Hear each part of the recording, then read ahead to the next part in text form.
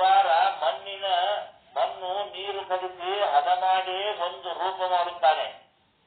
ಆ ರೂಪ ಆವಿಗೆಯಲ್ಲಿ ಒಂದು ಮಣ್ಣು ಮತ್ತು ಜಲದ ಹೆಸರನ್ನು ತೆಗೆದುಕೊಂಡು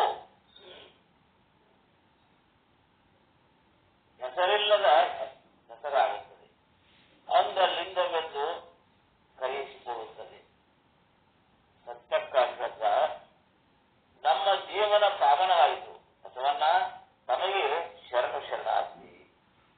ಇಂದಿನ ಸತ್ಸಂಗ ಕಾರ್ಯಕ್ರಮವನ್ನು ಮಂಗಲಗೊಳಿಸೋಣ. ಸಕಲರಿಗೂ ಶರಣು ಶರಣಾರ್ಥಿ ಎಂದು ಬಸವಣ್ಣ ಸಕಲರನ್ನು ಬೀಳ್ಕೊಟ್ಟನು.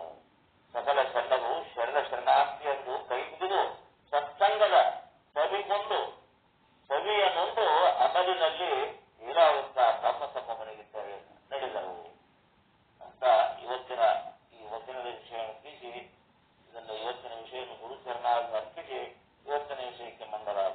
ಜೈ ಮಂಗಳಂ ಜೈ ನಮ ಪಾರ್ವತಿ ಪತಿ ಶಿವ ಹರ ಹರ ಮಹಾದೇವ. ಜಗಜ್ಯೋತಿ ಬಸವೇಶ್ವರ ಮಹಾರಾಜ್ ಕಿ ಜೈ. ಎಲ್ಲರಿಗೂ ಶರಣಾರ್ಥಿಗಳು. ಓಂ